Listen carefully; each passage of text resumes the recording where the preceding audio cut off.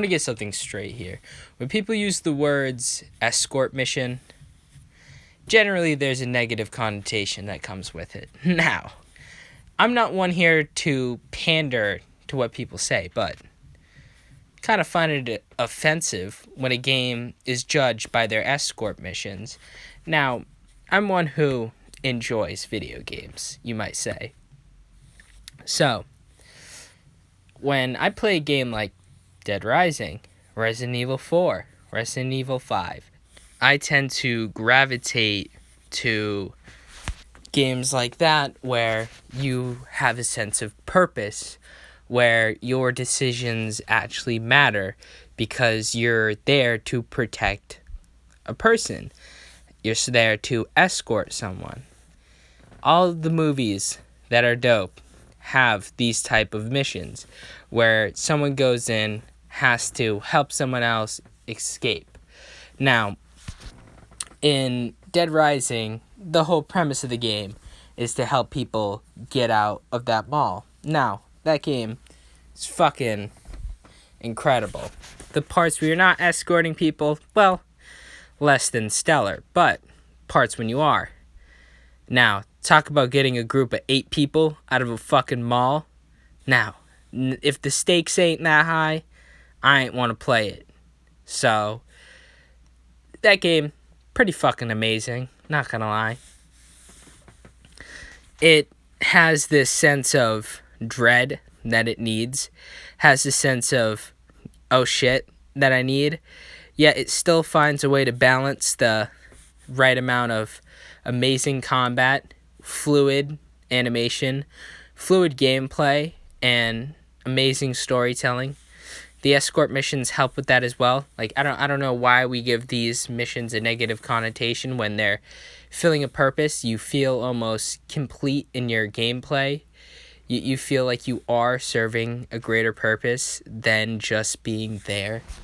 Like, I just don't get it. People, it just rubs me the wrong way. For people to be like, oh, I hate escort missions. Shut the fuck up, okay? First of all, escort missions are not a bad thing. They aren't. They're there almost to give the player a sense of direction because you're trying to help out someone. So, Dead Rising, the whole part of the game is just helping people. You literally are the hero. You are. And, like, I don't, like, people want to say, oh, the game, I play as Batman and I beat people up. Yeah, fucking okay, that's great. But Batman's a pussy, alright? Batman's not a hero, okay? Batman's just a piece of shit. He doesn't save anybody. In these games, you're saving people. In Dead Rising, you're saving someone. You're going in that mall, and you're saving someone, alright? Tell me the last time Batman went in a mall and fucking saved someone. You can go suck a dick. Now, Resident Evil 5. Whew! This game. This fucking game. This beautiful fucking masterpiece of a video game. This whole game is an escort mission. Let me repeat myself. This whole game is an escort mission. It's fucking beautiful. You and your partner, Sheva, have to go and fucking defeat Albert Wesker and at the same time save Jill Valentine, who's this mass motherfucker. And then you have this other crazy big titty bitch with her glasses and shit, and she's trying to kill you. The whole game is just beautiful. You know, you have these wacky fucking fights. You have these... The game modes are pretty fun, you know.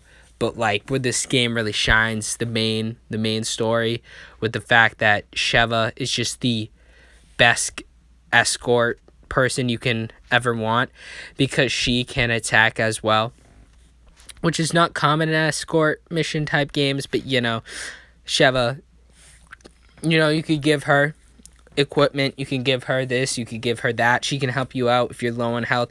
She can heal you, but the whole purpose is to get you and her to the end of the game. So in that sense, it is an escort mission game, which they played around with in Resident Evil 4, because Leon tries to save the president's daughter. But in that game, it's like the parts that are an escort mission are fun, and the other parts are just lackluster, to be honest. While this game, it's more enjoyable because you have that sense of purpose to get you and Sheva to the end, while in a game like fucking, I don't know, Resident Evil 4, who saves the president's daughter? Shut the fuck up, okay? Resident Evil 5, masterpiece. It honestly revolutionizes the escort, the partner, the way games should be played. You know, I feel like third-person shooters should lean into this direction to be only escort missions at this point. Like, that's the only good game play, because it really incentivizes conflict. It incentivizes mission solving, problem solving, how to get through things while trying to save someone else. It honestly is a groundbreaking thing. I feel like Resident Evil 5 is a perfect example of that. It's the cornerstone of what gaming should be.